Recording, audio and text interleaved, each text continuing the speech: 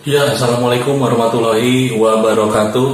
Untuk next materi PPKN di kelas 8, kita akan melihat materi tentang Kebangkitan Nasional 1908 dalam perjuangan kemerdekaan. Artinya di sini materi yang akan kita bahas melalui PowerPoint yang nanti akan saya tampilkan di sini.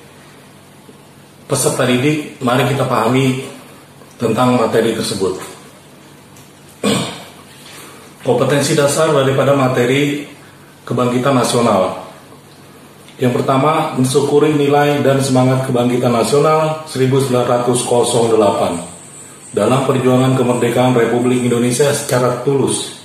Yang kedua, bertanggung jawab terhadap makna dan arti penting Kebangkitan Nasional 1908 dalam perjuangan kemerdekaan Republik Indonesia. Yang ketiga, menganalisa makna dan arti Kebangkitan Nasional 1908 dalam perjuangan kemerdekaan Republik Indonesia. Yang keempat, menyaji hasil penalaran tentang tokoh-tokoh Kebangkitan Nasional dalam perjuangan kemerdekaan Indonesia. Selanjutnya, ada dua faktor yang melatar belakangi Kebangkitan Nasional. Kalau kita lihat di sini, yang pertama adalah faktor eksternal, yang kedua adalah faktor internal, faktor dari luar maupun faktor dari dalam itu sendiri. Kita akan membahas, kita lihat tentang faktor eksternal atau faktor dari luar. Yang pertama, kemenangan Jepang atas Rusia tahun 1905 yang menyadarkan dan membangkitkan bangsa-bangsa Asia untuk melawan bangsa-bangsa Barat. Artinya di sini kemenangan Jepang atas Rusia membuktikan bahwa negara-negara Asia ini bisa melawan negara-negara Eropa yang notabene sering menjajah negara-negara di wilayah Asia. Yang kedua, munculnya paham-paham baru di Eropa dan Amerika yang masuk ke Indonesia seperti paham liberalisme, ada paham demokrasi, ada paham nasionalisme dan sosialisme yang mempercepat tumbuhnya nasionalisme di Indonesia. Yang ketiga, kebangkitan nasional di Asia Afrika. Misalnya, adanya All India National Congress 1885 dan Gandhisme di India dan adanya gerakan Turki Muda di Turki. Itu adalah faktor eksternal atau faktor dari luar. Berikutnya kita lihat faktor dari dalam atau faktor eksternal. Di sini yang pertama adalah adanya penjajahan yang mengakibatkan penderitaan rakyat. Artinya rakyat pribumi yang dijajah oleh orang-orang Eropa. Yang kedua, adanya kenangan kejayaan masa lalu. Artinya Nusantara sebelum Indonesia berdiri ini bernama Nusantara. Dulu itu di saat zaman kerajaan, kita ini memang mempunyai banyak sekali kerajaan-kerajaan yang kuat di Nusantara itu sendiri. Seperti contohnya kerajaan Majapahit yang notabene dia ini menguasai dari Sabang sampai Merauke, bahkan sampai luar Nusantara, sampai Malaysia, Filipina, Thailand, itu kekuasaan Majapahit. Artinya kita ada semangat bahwa di masa lalu kita ini memang punya kejayaan seperti itu. Yang ketiga, munculnya kaum intelektual yang menjadi pemimpin pergerakan nasional. Itu adalah faktor internal daripada lahirnya nasionalisme di Indonesia. Berikutnya, ciri-ciri organisasi pergerakan nasional. Yang pertama, kita bisa lihat di sini, anggotanya tidak didasarkan atas kelompok etnis atau suku tertentu, melainkan beberapa kelompok etnis. Artinya tidak melihat dia ini asal muasal dari mana, dari suku mana, gitu. Yang kedua, sebagian besar pemimpin pergerakan nasional berasal dari kalangan terdidik. Artinya mereka punya latar belakang pendidikan yang memang mereka ini sekolah waktu itu. Sekolah yang khusus disediakan oleh pihak Belanda itu sendiri. Yang ketiga, organisasi-organisasi pergerakan nasional tersebut memiliki tujuan yang jelas. Yang keempat, organisasi-organisasi pergerakan nasional memiliki paham kebangsaan atau nasionalisme. Artinya mereka di sini mempunyai tujuan yang sama. Mereka ingin bangkit, mereka ingin lepas daripada yang namanya penjajahan pada masa itu. Berikutnya, Timland atau Zaman Pergerakan Nasional. Di sini kita bisa melihat tabel yang di belakang ini. Di situ saya membuat seperti tahun 1908 ada yang namanya Budi Utomo. Ini salah satu organisasi pada zaman pergerakan nasional. Yang kedua, tahun 1911 sampai 1912 ada disebut namanya SI, salah satu organisasi pada masa itu, SI atau Sarekat Islam. Yang berikutnya tahun 1912 ada Muhammadiyah dan Indis Partis. Kemudian tahun 1920 ada PKI atau Partai Komunis Indonesia. Tahun 1922 ada yang namanya Indis Vereniging. Berikutnya tahun 1926 ada NU atau Nahdlatul Ulama. Berikutnya tahun 1927 ada PNI. Gitu. Nanti kita lihat organisasi-organisasi pada zaman pergerakan pada masa itu. Kita bisa lihat yang pertama seperti Budi Utomo. Di sini kita bisa lihat, kita tampilkan tokoh-tokohnya yang mendirikan daripada organisasi Budi Utomo itu sendiri. Organisasi Budi Utomo ini didirikan pada 20 Mei 1908 atas inisiatif dari Dr. Wahidin Sudirohusodo yang kemudian disambut oleh Sutomo dan rekan-rekannya di School Thought of Leading Van Indus Arsen atau Stovia. Stovia itu sekolah kedokteran pada masa Hindia Belanda atau sekolah dokter pribumi. Adapun tujuan daripada organisasi Budi Utomo itu sendiri adalah untuk mengembangkan pendidikan, kebudayaan serta melakukan usaha peningkatan perekonomian. Itu salah satu organisasi Budi Utomo. Berikutnya, pada hasil kongres 3-5 Oktober 1908, Budi Utomo diketuai oleh Tirto Kusumo dari Karanganyar. Keanggotaan terbatas hanya suku Jawa dan Bali dan Lombok, serta hanya bergerak dalam bidang pengajaran, pendidikan, dan kebudayaan, serta tidak terlibat dalam politik praktis. Ini awal-awal pergerakan Budi Utomo itu sendiri. Karena sebagian besar anggota adalah pegawai pemerintah, maka Budi Utomo selalu berhubungan baik dengan pemerintah. Pemerintah yang dimaksud adalah pemerintahan Hindia Belanda. Namun selalu bersikap hati-hati dalam mengambil kebijakan. Disebabkan Budi Utomo mempertahankan sifat kedaerahan dan desakan untuk membuka diri menjadi organisasi nasional. Semakin besar menjadi Budi Utomo, semakin mundur dan banyak anggotanya yang pindah ke organisasi lain. Berikutnya kita bisa melihat ada Sarekat Islam.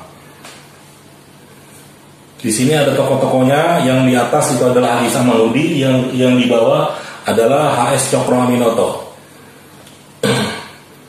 Organisasi Sarekat Islam atau SI ini didirikan oleh Haji Samanhudi pada tahun 1905 di Solo, Jawa Tengah dengan nama Sarekat Dagang Islam atau SDI. Corak pergerakan agama dan ekonomi.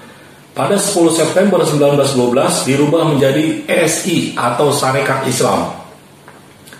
Kemudian menurut HS Cokro Aminoto, tujuan SI untuk memajukan perdagangan, membantu pengajaran, memperbaiki pendapat yang keliru mengenai Islam dan hidup menurut perintah agama Islam. Itu adalah Sarekat Islam atau SI. Pada awalnya SI bersikap kooperatif dalam perjuangannya, akan tetapi setelah diketahui Pokstrat atau Dewan Rakyat, kalau sekarang itu Pokstrat itu DPR MPR zaman Belanda, dulu itu disebut Pokstrat, tidak memperjuangkan kemerdekaan, maka perjuangan berubah menjadi non-kooperatif. Berikutnya, ini dia tokoh-tokohnya. Pada 1921 SI atau Sarekat Islam terpecah menjadi dua, SI Putih dipimpin HS Cokro Aminoto berhaluan Islam, dan SI Merah yang berhaluan komunis dipimpin oleh Semaun dan Darsono, yang kemudian Semaun dan Darsono mendirikan Partai Komunis Indonesia atau PKI. Kemudian SI berganti menjadi Partai Sarekat Islam atau PSI Indonesia dengan Ketua Haji Agus Salim. Penambahan Indonesia menunjukkan semangat kebangsaan. Berikutnya ada yang namanya organisasi Indis Partis. Indis Partis didirikan di Bandung pada tanggal 25 Desember 1912. Kita bisa lihat tokoh-tokohnya di situ. Ada Dr. Ernest Francois, Engin Dausdeker yang kemudian dikenal sebagai Dr. Danu Dirjo Setiabudi. Ada Dr. Cipto Mangunkusumo, ada Suwardi Suryaningrat yang kemudian terkenal dengan nama Ki Hajar Dewantoro. Ini biasa dipanggil namanya tiga serangkai atau disebut tiga serangkai. Ini dia tokoh-tokohnya. Indis Partis bermaksud membangun rasa cinta dalam setiap hati orang Hindia terhadap bangsa dan tanah airnya. Hal ini dilakukan dengan cara menyadarkan masyarakat dengan menghidupkan kembali harga diri, rasa mampu, dan rasa kebangsaan atau nasionalisme. Dan dalam hal ini mereka menganjurkan suatu nasionalisme yang jauh lebih luas dari nasionalisme Budi Utomo. Dan cita-cita ini mereka disebarluaskan melalui harian The Express, harian pada masa Hindia Belanda. Berikutnya kita bisa melihat yang namanya PKI, Partai Komunis Indonesia. Partai ini didirikan dengan nama Partai Komunis Hindia atau PKH setelah Semaun dan Darsono dikeluarkan dari SI pada Mei 1920. Anggotanya sebagian besar dari Indis Sosial Demokratis Vereniging atau ISDV yang didirikan oleh A.S. Snevely, seorang Belanda yang berhaluan sosialis.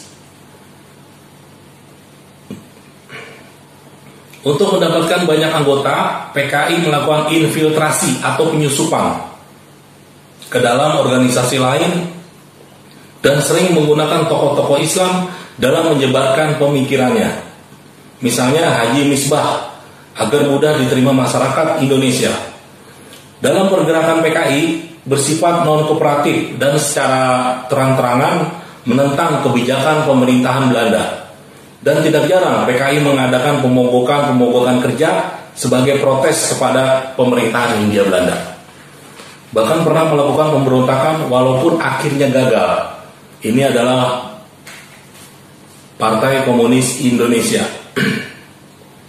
Kita bisa melihat ada lagi Organisasi Perhimpunan Indonesia atau disebut PI. Pada 1908, perkumpulan mahasiswa di Belanda mendirikan Indis Vereniging menjadi lebih maju setelah Muhammad Hatta, Sunarjo, Ahmad Subadri, dan Ali Sastro Amijoyo menjadi pemimpin dan nama organisasi diganti menjadi Indonesia Vereniging. Dan terakhir pada 1925 menjadi Perhimpunan Indonesia atau PI. PI adalah organisasi yang pertama dengan tegas menuntut Indonesia merdeka, bersikap non-kooperatif, dan menyatakan perlunya persatuan masyarakat Indonesia. Ini salah satu organisasi yang bernama PI atau Perhimpunan Indonesia. Kita lihat usaha nyata Perhimpunan Indonesia atau PI dalam usaha kemerdekaan dibuktikan dengan hadir dan menjadi anggota di Liga Internasional Anti Penindasan Penjajah yang berkongres di Paris, Prancis pada tahun 1926. Dan pada tahun 1927, pada saat kongres di Brussels, Belgia, dengan tegas Muhammad Hatta menuntut kemerdekaan Indonesia.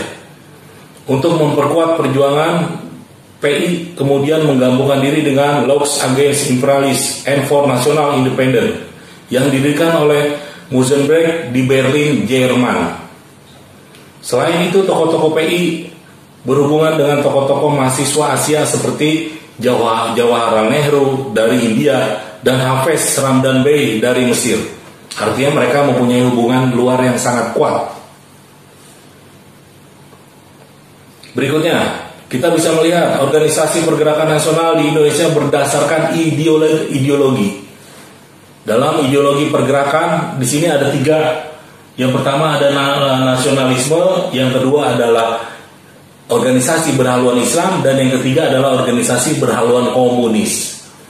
Adapun di situ yang kita bagi 3, nasionalisme, Islam, dan komunis. Yang pertama kita lihat organisasi nasionalisme.